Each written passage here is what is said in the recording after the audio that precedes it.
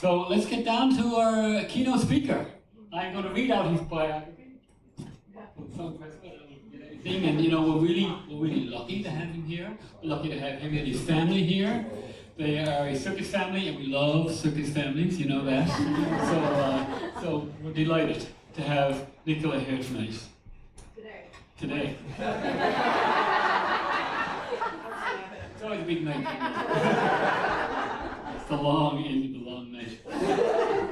It's a good night to have a great day. A good night to have a great day. It's a hard day's night. We could go on forever. Oh, God. Accelerating change has overwhelmed leaders, organizations, and industries, often paralyzed by future shock, too much change in too short a time. For nearly 2 decades, Nikola Danaylov, emphasis on the love, has helped audiences navigate disruption with clarity, courage, and strategic thought. A futurist keynote speaker on tech, ethics, and story, Nikola is also a raconteur and a provocateur, known for turning complexity into clarity. He transforms exponential trends from AI and robotics to synthetic biology and blockchain into powerful narratives packed with practical insight. I really want to learn a lot about some of those words I'm saying. As the creator of Singularity FM, the world's first podcast dedicated to AI and the technological singularity, which we are now immersed in, Nikola has interviewed over 300 of the most influential thinkers alive, earning him the nickname, the Larry King of Singularity. His book, Conversations with the Future, 21 Visions for the 21st Century, is an international bestseller. Nikola's keynotes don't just inform, they transform. He equips leaders to unlock context, leverage change, and turn uncertainty into strategic opportunities, which is exactly what we need today. Ladies and gentlemen, Nikola Danaylov.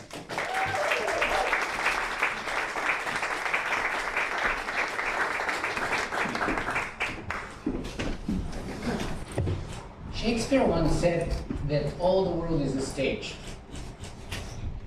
And if that's true, I want to suggest to you that it's not just any stage. It's a full-blown circus stage. I mean, come on. Politicians are clowns. Social media is a hall of mirrors. And the economy is just a flaming hoop we all keep jumping through. But if it's really true and the world really is a circus, then I'm here to say that you don't have to be just performers.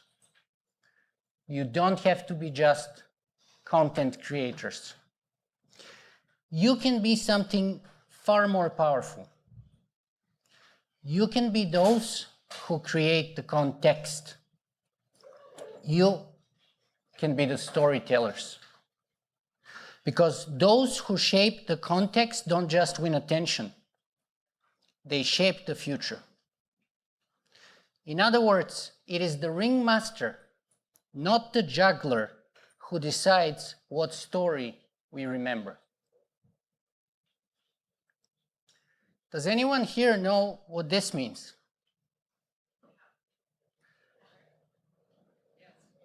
Well, here in North America, it means okay, good, or fine. But if you're in Brazil, it means that you're an ass. Now imagine the horror of me discovering this during a sound check in Sao Paulo. I walk in, happy, confident, cheerful, this way, that way, and instantly insult the entire sound crew. Nothing says motivational speaker like motivating people to dislike you from the very beginning. Turns out insulting people is pretty motivational, just not the kind of motivation I usually go for. I'm sharing this embarrassing story because the gesture didn't change. What changed was the context. And that little shift reveals an important insight. The old cliche that content is king is a myth. Content is not king. Context is king. Let me show you. A father surprises his daughter for her graduation with a vintage 1970s sports car. As he's handing over the keys to her, he tells her, "Go find out how much your car is worth." The daughter drives to the local car dealership. They check out her car, shrug, and say, "We can give you $5,000. Your car is very outdated and it's too much hassle to service now." The father then suggests that she goes to the local pawn shop. The guy there barely looks up from his phone as he says, $500. Your car is ancient and I bet you it needs a ton of work. Finally, her father suggests that she go to a classic car club. That evening, she comes back home beaming. Dad, they offered me $50,000. It turns out my car is a rare, limited edition model, in good condition and in high demand among collectors. Her dad smiles. Do you see now? Same car, different value. So what changed? It wasn't the engine, and it wasn't the paint job. It was the context. Each of those places told a different story about what that car was and what it was worth. And that's what I refer to as the context effect. And it doesn't just apply to vintage cars. The context effect shapes how we see ourselves, the world, our future, and of course, circus. So my thesis today is that shifting the context effect doesn't just unlock new business value. It's how we lead other people, how we create change, and how we shape the world. But I want to go even further. I want to claim that circus, yes, circus, can provide the context that reframes how we see ourselves, our world, and the future. Because circus is not just content. Circus is context. A context of growth, beauty, awe, hard work, risk, surprise, and transformation.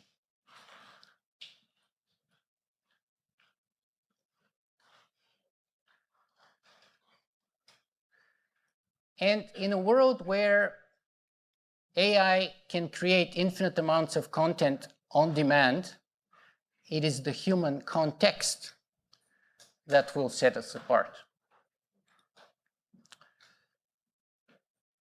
Now, we were having a conversation with my wife, and I was telling her, the imperfection is the beauty. And she's like, well, the imperfection applies to the circus artist. You're a keynote speaker. Get it perfect. Get it perfect. So I was like, okay, then I'll have to refer to my notes at some point. Because we're going for perfect.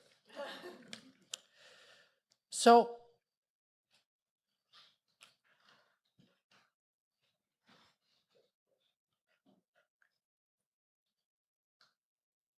let us define our terms.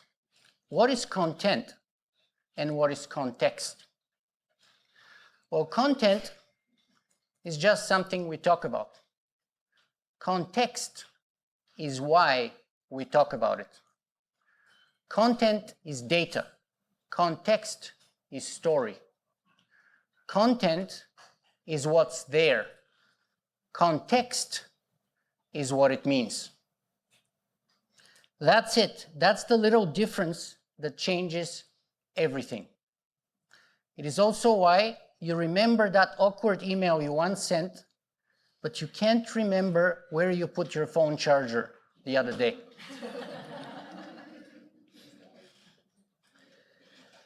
This isn't just philosophy. This is biology. Evolution is a context filter. The human mind is not designed to create content. It's designed to provide context. Our brain is primarily a filtering device that takes the infinite amounts of data the universe is constantly throwing at us, and it runs it through the filter of survival. Everything relevant to our survival is content. Everything else is invisible. So the key point to notice here is that what is valuable and what is not intrinsic. It's not inherent in any object. It's not independently existent out there. It is constructed. It is created. It is a function of the story we choose to tell. And as we've seen already with the car story, it moves money. How many of you here have heard your clients say, there is no budget for circus? Anyone? No? Well, try this reframe. There is no budget for circus yet. The first one sees a hopeless obstacle. The second one sees an opportunity. In other words, your circus story isn't landing for your clients yet. So the budget is hiding in line items wearing fake mustaches. Tell them the right story and they lose their disguise. Suddenly, you end up having a circus budget. That same thing is true, by the way, of keynote speaker budgets. And it's even true at home. When my wife Julia and I go shopping, one sees a world of endless possibilities. The other is calculating the fastest route to escape. And despite the stereotypes, I am the shopaholic in our family and Julie is the reluctant hostage.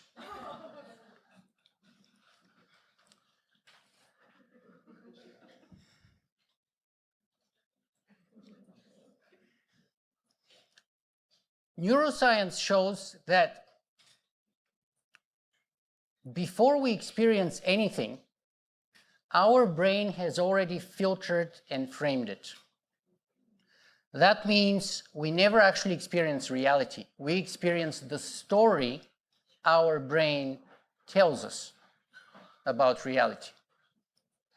That's why, to paraphrase Marcus Aurelius, the color of your thoughts is the color of your world.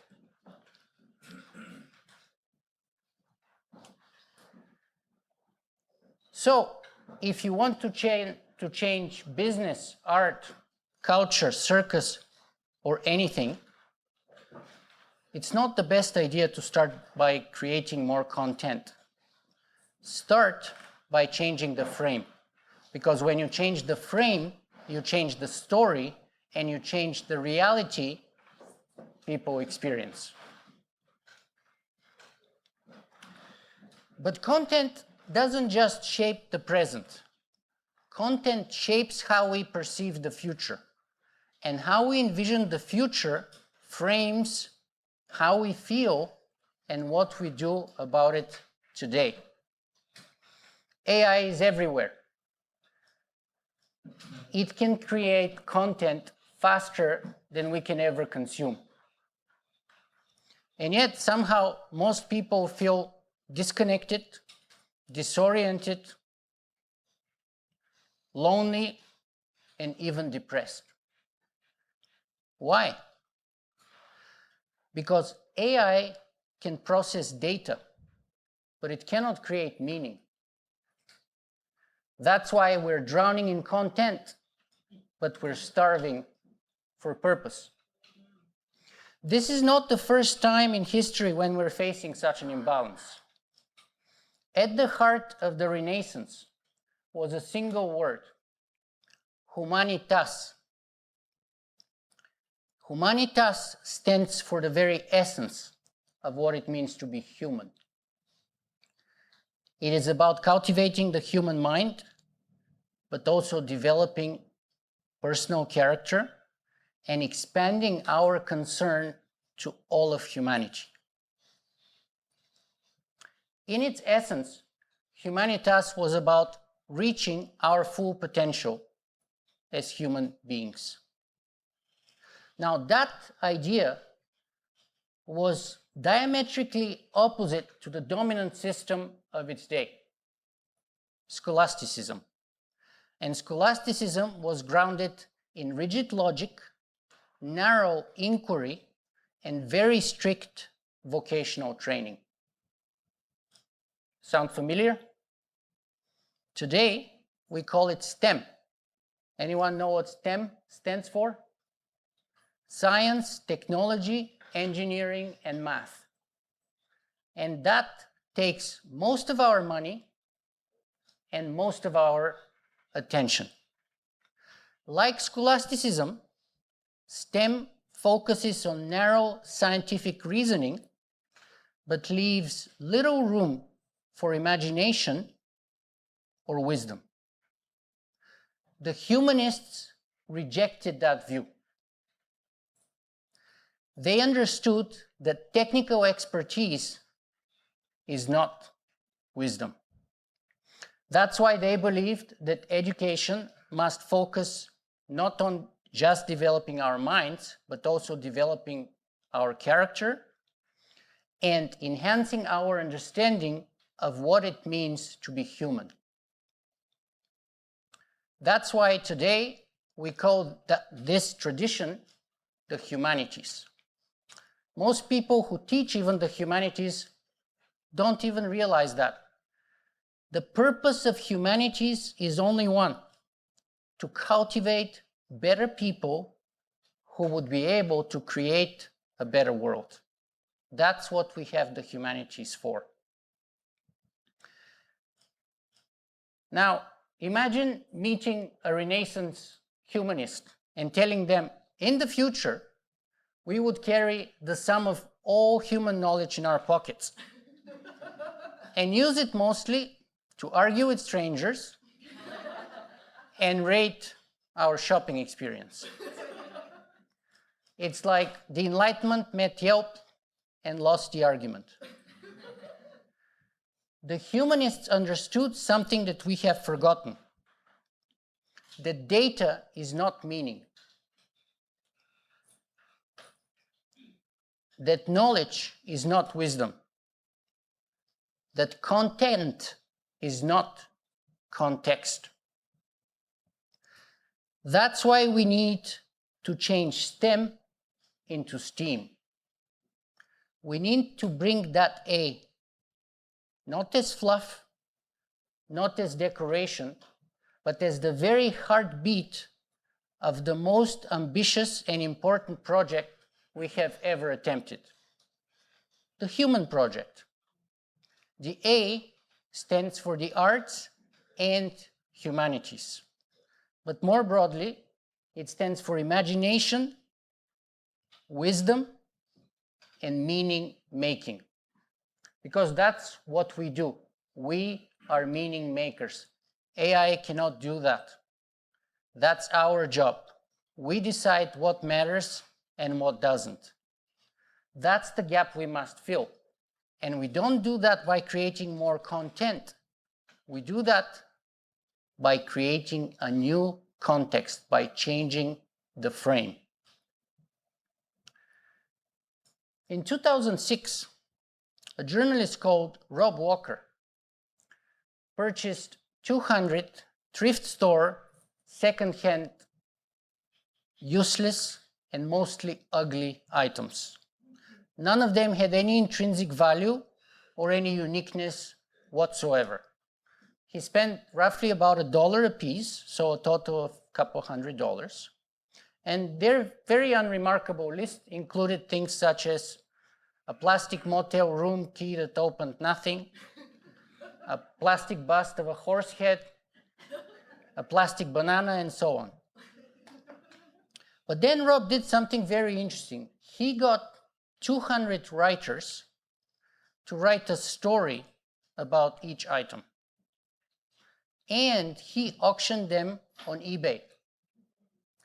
raising over $8,000.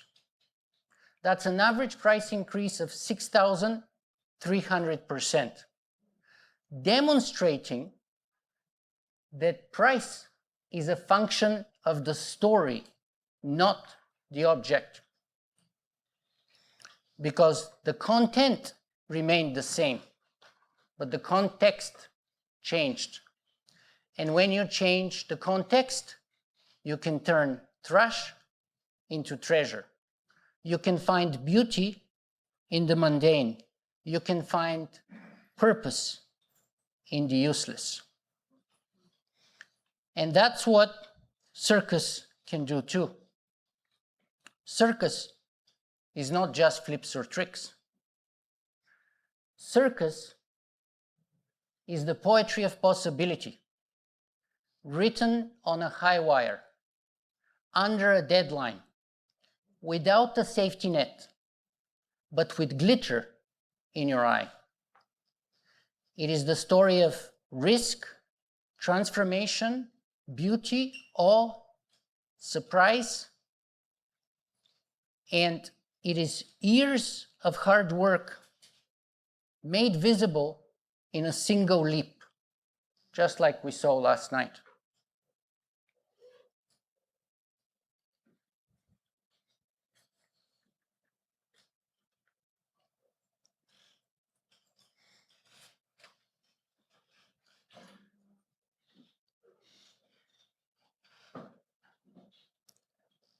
Circus isn't just entertainment. Circus is the human story in motion. Circus is art, and every human being is a work of art and an artist at work. That's why Stellark says that artists are in the business of generating contestable futures, possibilities that we can examine. Most are discarded, some are adopted. That's the context effect at work. That's how we can determine our preferable future together today. And that's because art shifts perception. Art rewires meaning. Art changes the context. That's what circus does. You are not just creating something beautiful. You are creating something meaningful. And meaning is the one thing that makes us stand from the machines. Because we are the meaning makers. We know what's really valuable and what's not. We determine the context. AI can't do that. That's why AI needs prompt engineering and infinite amounts of data to borrow our human context. Take out the context and ChatGPT is useless. That's why they need the data, to borrow our context. So,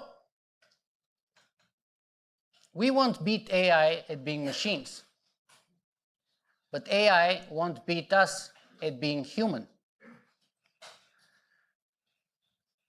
Because AI can replicate perfection, but it can't embody imperfection with purpose. And in circus, imperfection is not a bug, it's a feature. Because in circus, if nothing can go wrong, nothing can go right. That's what makes it human. That's what makes it thrilling. In other words, you can get a robot to juggle, but only a human can make the audience care. Let me give you an example. I was not even 10 years old, but I still remember the first time I heard the air leave a circus tent, when an aerialist slipped. That collective inhale, 1,500 strangers gasping together in perfect unison, is our human context. That's why Superman is boring without kryptonite. Because only when failure is possible can success become a story. Our story. A story we recognize as the human story.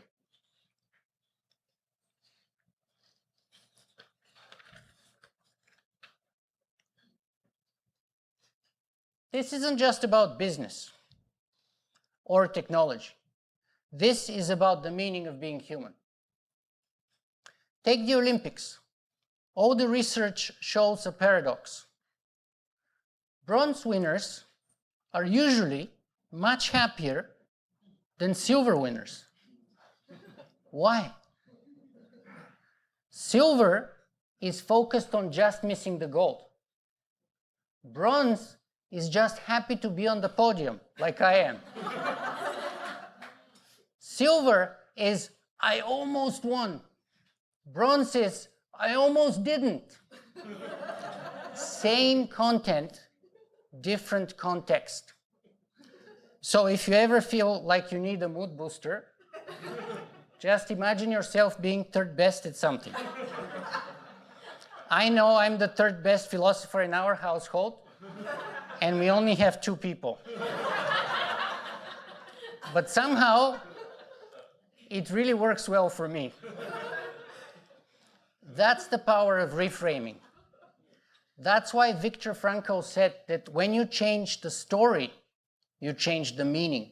And when you change the meaning, you change failure into fuel, obstacle into opportunity. Every setback can become a setup, depending on the story you choose to tell.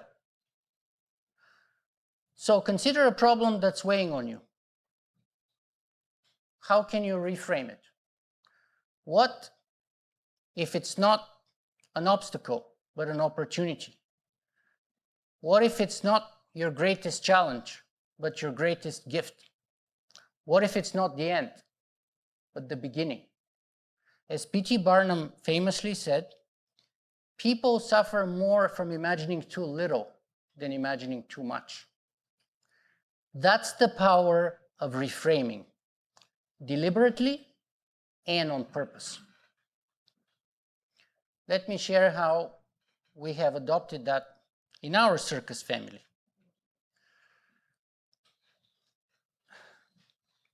During COVID, as a professional keynote speaker, I lost 95% of my income almost overnight. Basically, all the clients called, and you know the drill. It happened to you all probably too. Canceled everything. Now, some of you may have already met my wife Julie and her sister Elisa.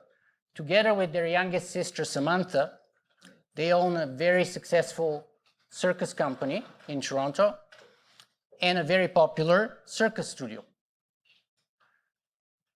The circus company does over 300 events per year, and it went to zero at that same time when I lost all my income. The studio was shut down 5 times. And on top of everything else, in the worst possible moment, my wife Julie got diagnosed with cancer. 28 years after, my mom died of cancer at the same exact age that my wife Julie was. This was a brutal moment for us. But luckily, several years before the pandemic, we had already chosen the story that we would live by as a couple. If we do our best, everything always works out for us. That's it.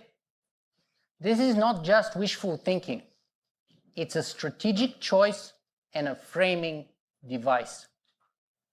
So no matter how hard it got, and how dark it was and how hard it was to see the light, we always kept telling ourselves, in the end, if we do our best, everything always works out for us. It may not be true, but it's the best mindset I know of for facing and framing the future. And sometimes you get lucky. Julie had an operation to have her tumor removed, and it turns out she is in the 2% of patients where the tumor is completely benign. It's like winning the lottery without even buying a ticket. So yes, we got lucky, but that's also the power of reframing. And that's what art does. It takes pain and it transforms it into beauty. Like the Japanese art of kintsugi, where you mend broken pottery with gold. The crack is not the flaw, it's the feature that reframes the entire piece.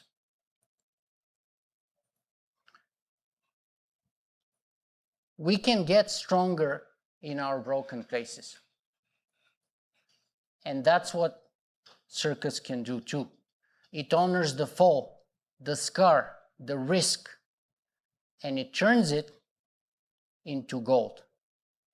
That crack turned gold is why we need that A in STEM and turn it into STEAM. That's why the arts and humanities must take their rightful place alongside science, technology, engineering, and math.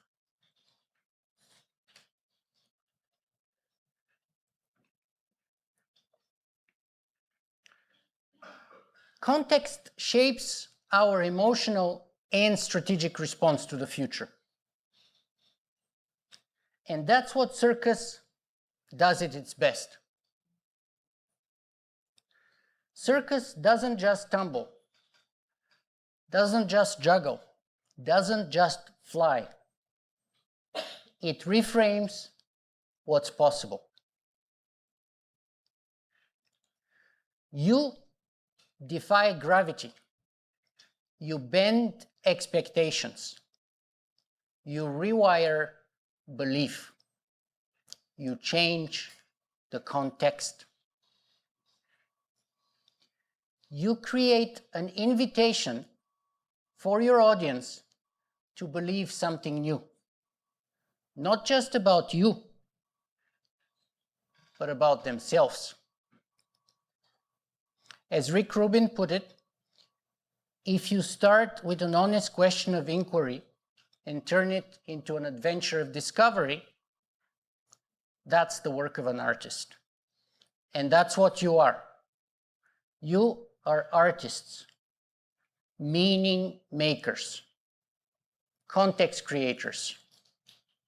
Because when content is everywhere, context is everything. And if you're here today, circus is our context. It's the tent we built together so that other people can imagine a different world.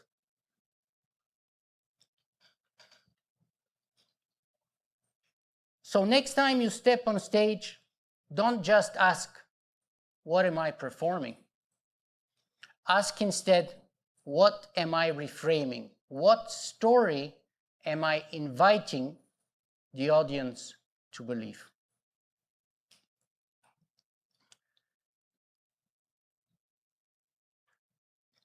That's kind of the gist of what I'm doing here today. I am merely changing the context about how you guys see content. Because the illusion that traps us all today is this, that most conflict around the world is about content. It is not. It is about context. We argue, fight, and even go to war, not over facts, but frameworks. We fight not over what to see, but how to see. That's why different people can look at the same exact content: AI, climate change, Donald Trump, Ukraine, Gaza, abortion, and everyone can reach wildly different conclusions because each human is using a different story, a different frame, different context. And everyone thinks that their context is the right one. So if we want to stop fighting and change the outcome, because we can see the outcome is not that great, we must change the frame. That's where real power is, not in changing what we see, but in changing how we see. And that's the job of an artist. That's the gift of circus. It changes how we see.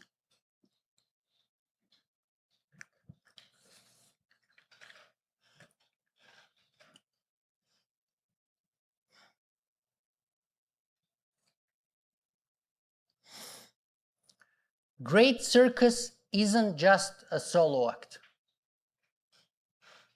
It's a collective moment, an invitation to feel something together, to move from me to we.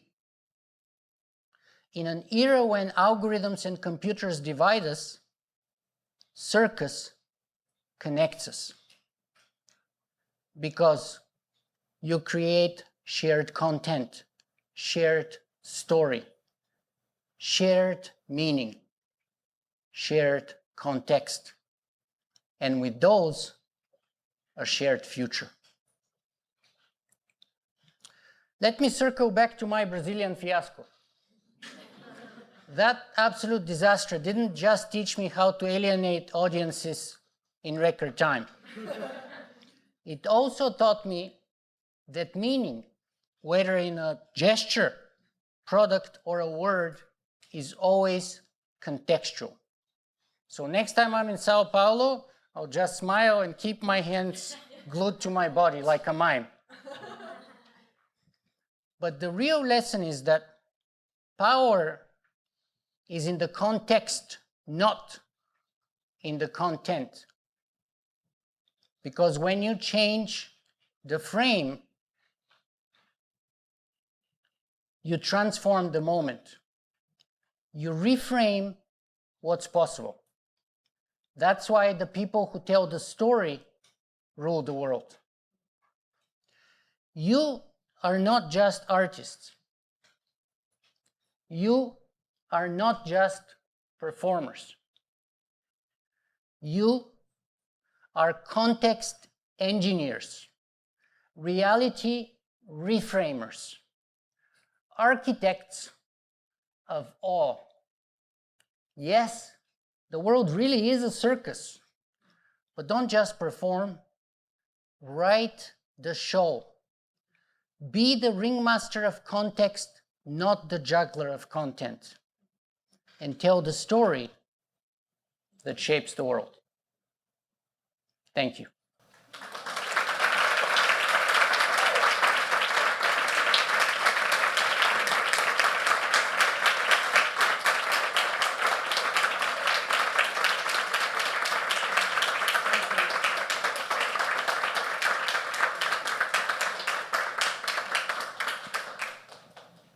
I was told we have some time for Q&A.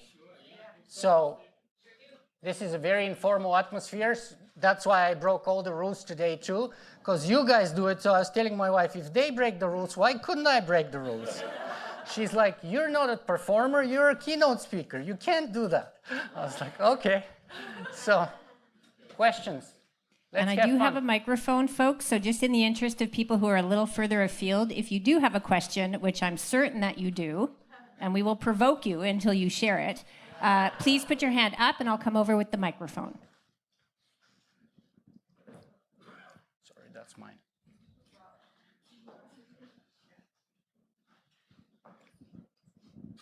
Just a little silly question. How did you discover that this meant that in Brazil? Didn't I tell you the story? Yeah, but did someone tell you, or did Someone told me. Okay. Yeah, not in a nice way. It's a lesson I'll remember for the rest of my life. Okay, at least they told you. They did. They were very nice. It's like one of those things, like in circus, no risk, no reward. And sometimes painful lessons last forever. Yeah. Nikola, perhaps you can just tell again the story that you started with, because we did have a few people who missed the context, and it's worth a quick retell. Yeah, that one. Repeat the story? Okay, you want to have me embarrassed over and over again? That's right. That's having the best impact today. Okay. All right, so here is me doing a keynote speech in Sao Paulo, Brazil. And, you know, we are in North America. This means okay, good, or fine. I go to a sound check early in the morning, like we did this morning here. Much bigger event, like 20 people, sound crew, technicians, people, and basically I walk in confident, cheerful. How is everyone doing today? And the whole time I didn't realize in Brazil, this means you're an ass, right? So I'm insulting everyone, left, right, and center. And I'm thinking, I'm saying, everything is cool, we're okay, everything is good. And I'm insulting everyone in the meantime. And the whole point of this story was that the gesture didn't change, but the context did. And with changing the context, you change the meaning. And that's where power lies. He who controls the context of any conversation, political, economic, artistic, controls the value, controls the meaning. That's how, you know, a blow-up dog that the guy didn't even make, but his assistant made, cost $50 million, right? You've seen the balloon dog from Koons that fetched $50+ million. It's the context, it's not the content, right? Let me give you another example. One of my favorite, Banksy.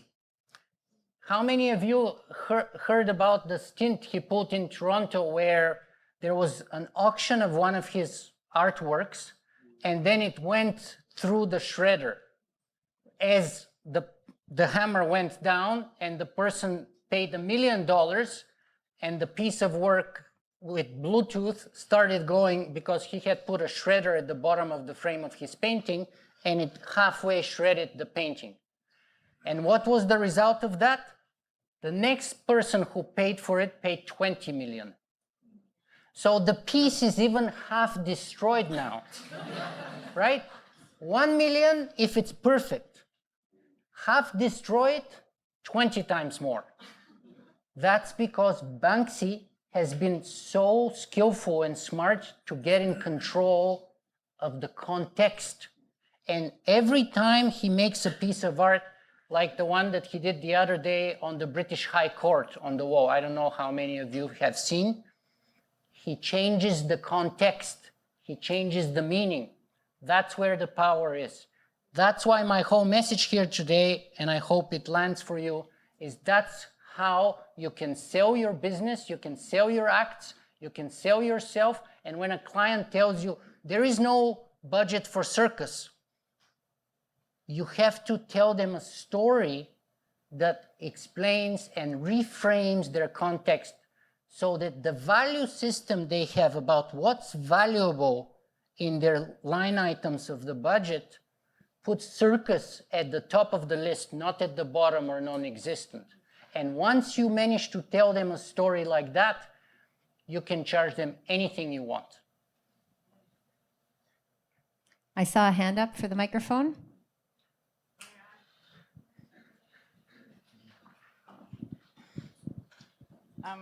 I'm just wondering, this is a fantastic circus audience. Yep. When you do keynotes for more people who are maybe into AI or trying to shift that mindset, what's been your experience with that? Are they resistant, very resistant? A lot of people see art as a novelty, and I found even during the pandemic, it wasn't considered essential, which, okay, yes, there were more essential things, but I still think that circus was a way to bring people together, even if we were remote at that time, but also for mental health and stuff.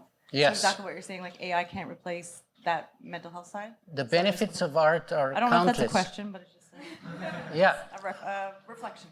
Yeah, speaking on the mental side, I have a cousin who does psychodrama, where people dramatize traumatic moments of their lives, and usually kids. And that reframes their context and changes the way they view the trauma. And there's many tricks, and I'm not professional, but one of the ways they do that is by shifting the roles. So the kid doesn't play the kid in the reenactment, but plays the parent or someone else. And the parent plays the kid and stuff like that. And this is how the framework, the context of the person, the experience shifts, and a traumatic experience can become a learning experience. And that's how one way of healing with art. But going more broadly to your question about, yeah, I never speak to circus people. So I actually savor this. It was super challenging for me. I don't know if you could tell. Most of the time I speak to tech people and corporations. I married the circus. I'm not really artistic in any way, shape, or form myself. I've always had an appreciation for art, and I love photography personally. That's the only thing I could maybe get good at. But yeah, bridging that gap between the corporate world and the artistic world is done with a story. And if you can infuse it with laughter, that takes it to another level. Music, a whole other level, because those are all very primal, very deep. Before we've had language, before we've had any, verbal communication, those are very deeply embedded human ways of communicating, right? I'm not a guy who easily cries at all, but, for whatever reason, sometimes, like I remember the story today, and, I've rehearsed this speech a few times, never had any impact on me, but now I kind of remember the days we were going when Julie was diagnosed with cancer, and it literally floors me every time if I just go into that moment. So the question is, change the context, right? So to relive there, you have to change the context. I'm not here. What moves me is that I'm not here. When I'm talking about that, I'm back there in that moment where Julie tells me, I have cancer and the doctor is pretty certain. And I was like, how is this possible? And then we go to the office, and she's sitting there at 38, and all the other patients are 75-year-old men who have smoked for 40 years. And I'm like, you don't smoke, you're perfectly healthy, you're a woman, what the actual is happening here? You shouldn't be here. This is wrong at every level I could think of. And it was driving me nuts because there's nothing I can do about it.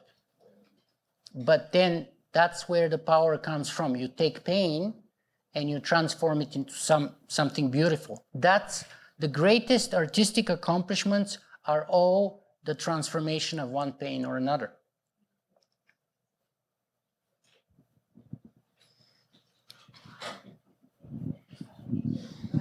Hi, Nikola. That was a great keynote, very engaging.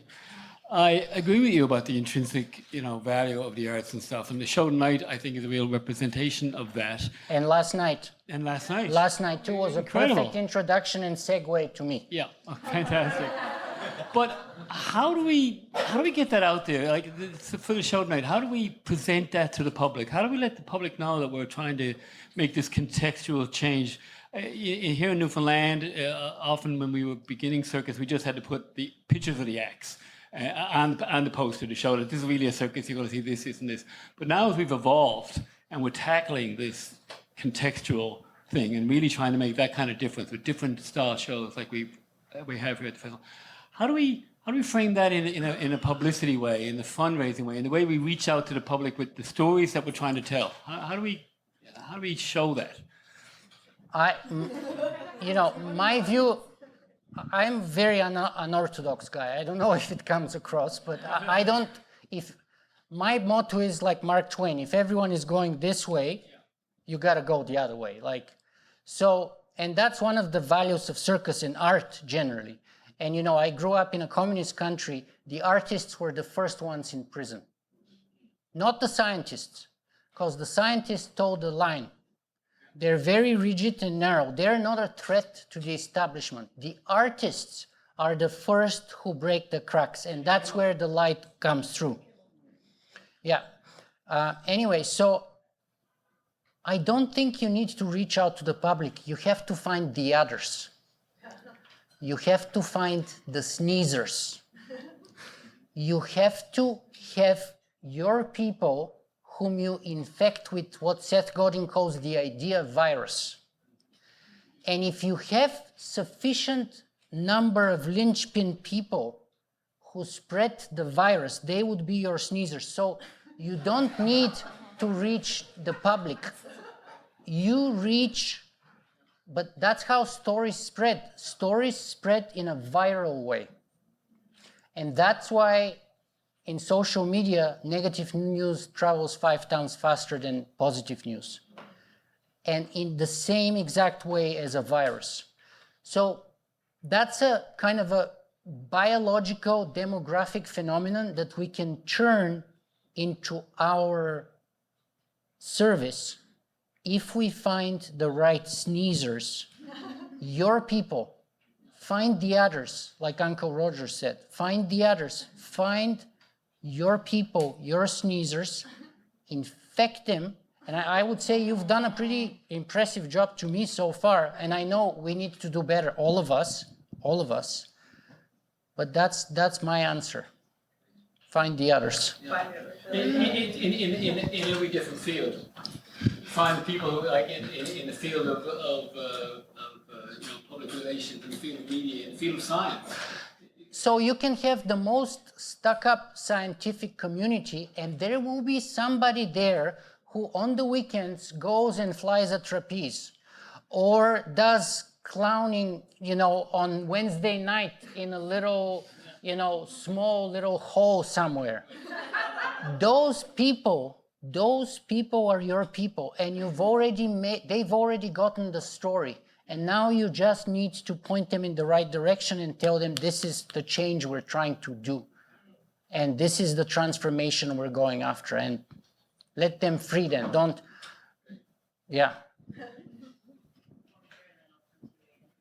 Hi. I feel like Hi. I feel like some of what you said just now responds to the question I'm about to ask, but I'm a clown and a clown teacher.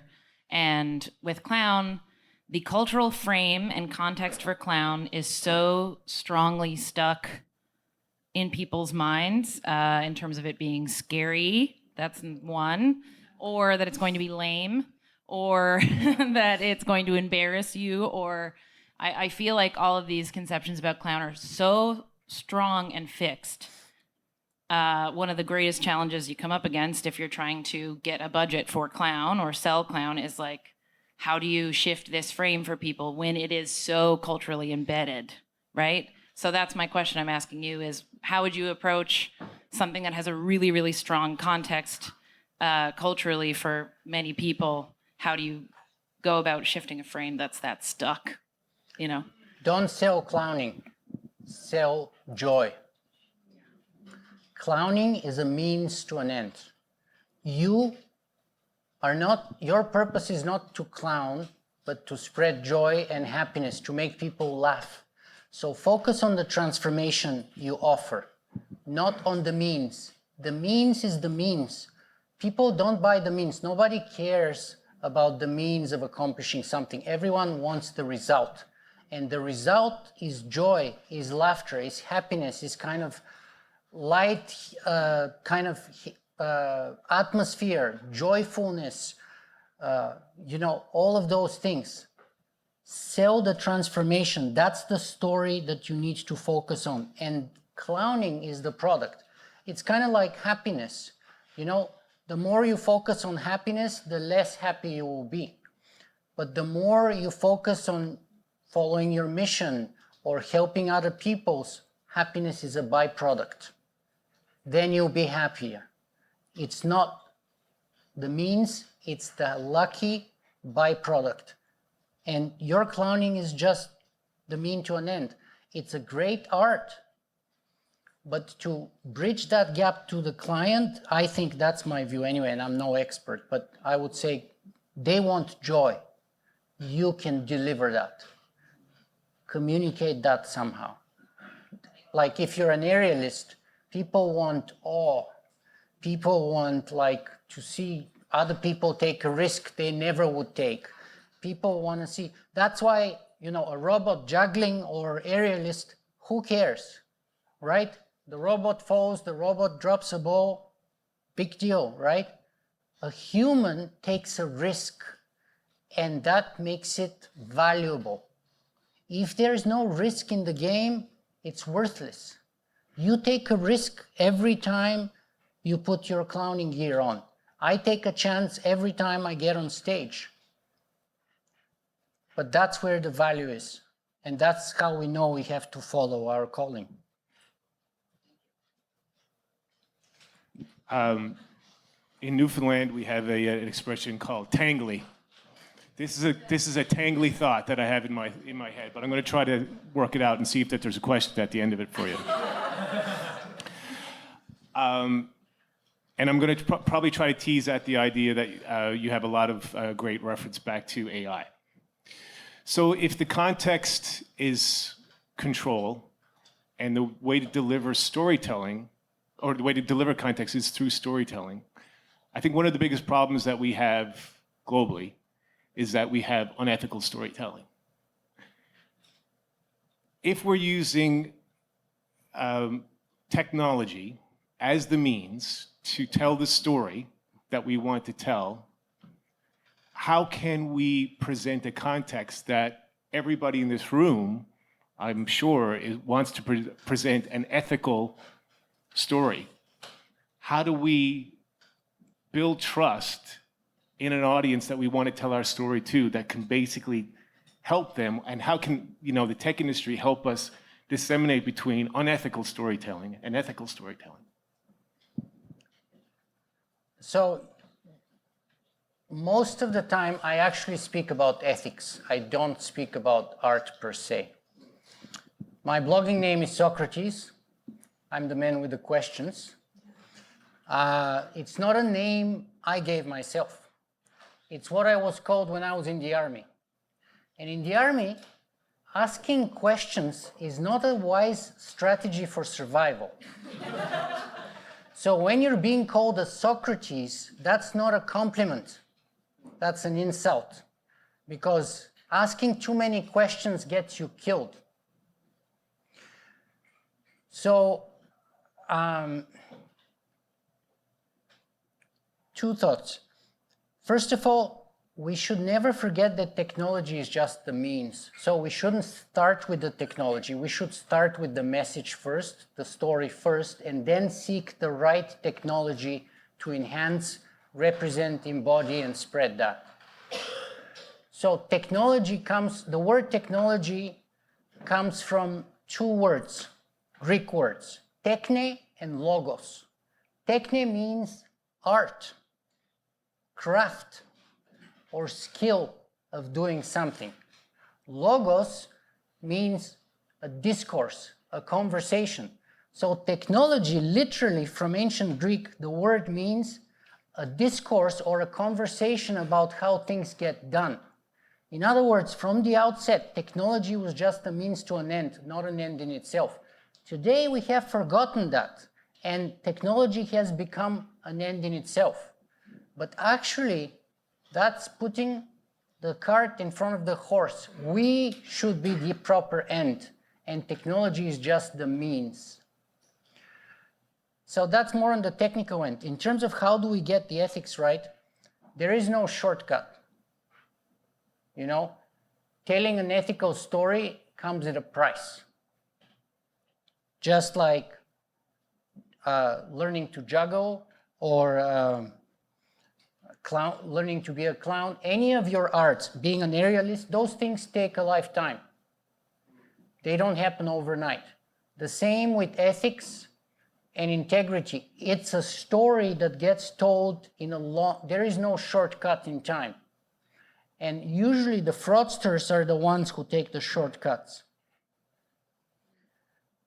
Because, so choose the long-term commitment rather than the short-term glory is what I'm trying to say. It's the longer road. It's the more painful and costly road. It's the worthier road, in my opinion. Right? I've been unpopular of going and saying stuff in many Silicon Valley companies. But that's kind of my job. And I tell them beforehand, you know, I've been a vegan for 10 years now almost. And about a couple of years ago, my agent called me and they said, well, there's this poultry producing convention in South America.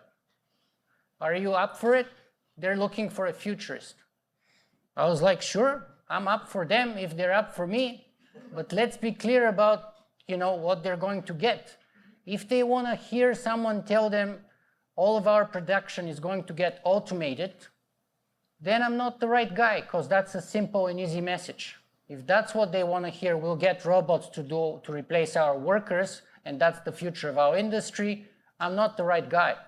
I will tell them that the future of meat is vegan meat, is petri dish meat, and your business is going to go eventually obsolete. Because the circle of concern is expanding, and we're putting more and more species within that circle of concern. And if that message doesn't resonate with that audience, maybe I'm not the right person for you. Now, that would have been easy money for me, but I want to make sure they know what they're getting. And I told them also, I believe if they're open-minded to hear my message, they can actually benefit from that, even if they disagree with me, because I would bring a view they would never consider. And there is benefit, there is a huge benefit from breaking your frame, from changing the context, and hence the benefit of circus and clowning, because we get out of our usual ways, out of our usual frameworks.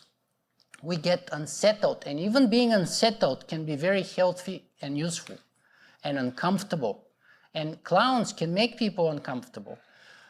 And that's okay. That's part of the business. But yet you're there to spread joy. So that wouldn't stop you. It comes with the territory.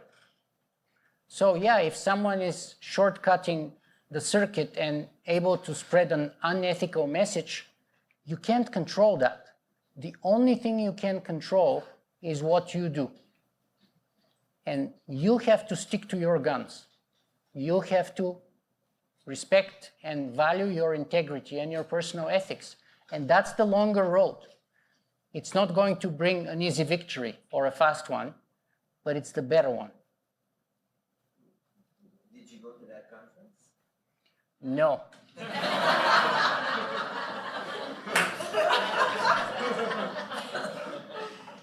But we were very clear and upfront about who's getting what.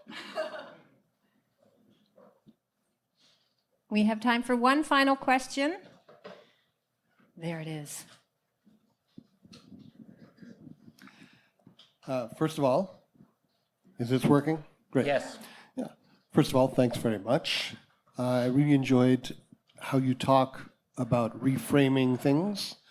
So we're talking about clowning as reframing as physical theater, right? Or the pleasure that you take in working with other people.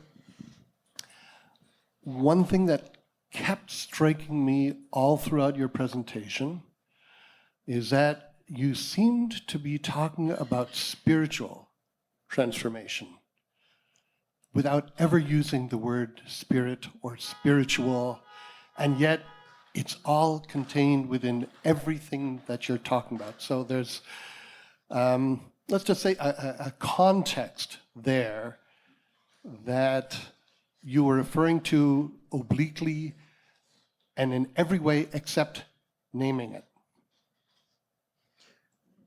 So I'm not going to deny that, but I just want to point out two things. One is we see the world not as we are, not as the world is, but as we are. So if you see that kind of a undertone or implicit message, it's a reflection as much on you as it is on me. And yes, when I speak about reframing, I'm talking about all kinds of context. So it could be physical, but also spiritual, also ethical. And they come together, psychological. They all come together. When you grow, when you cultivate a human's character, you do certain kinds of physical exercises like, aerialist or acrobatic training or whatever, and those eventually accumulate to mental, psychological, and even physical, spiritual changes after they reach a certain level, especially, right? So you go through the physical path to reach the spiritual and the ethical, because those things, both spiritual and ethical, don't come easy. They're the harder part. The physical part is usually the easier part. So yeah, if you read that into my message, I'm not going to deny that it was there, maybe. But it says more about you too. And that's your context, and that represents and embodies your value. Because I kind of created the space, the opening or the clearing, and then you get to put what you value there. That's kind of what I do with the tech people or the corporate people. I go in, take everything they know, and just jumble it up and then say, here, go fix it out now. Fix it up, right? Fix your perfect corporate world. There. That's what clowns do, right? That's what artists do. That's why they're the first ones who go to jail. Because any authority would stamp them out first. And the scientists, they're very good, they're very smart, but they toe the line. They're much more rigid, and that's the only way you can move up in those circuses, if you follow the ladder, the prescribed path. We break the path. That's where our value is. We create the path. We invent the path. Much of the time we're going to stumble all over the place, go into the wrong place, and that's part of the process. It's okay. Then you trace your steps back and start again. It happens. Like myself in Brazil. Next time I know. I did my best. That's the only thing I can do. After that, I can take responsibility for my actions and my ignorance. And now we all know too. And you keep, yeah, thank you. Thank you.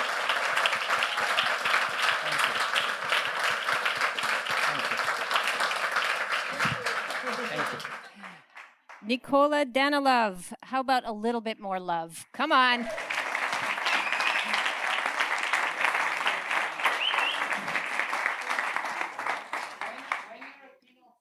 They say you cannot speak to 1 million people.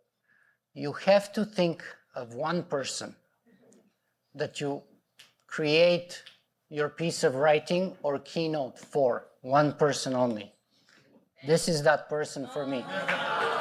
I was thinking of him the whole time because he's a national treasure.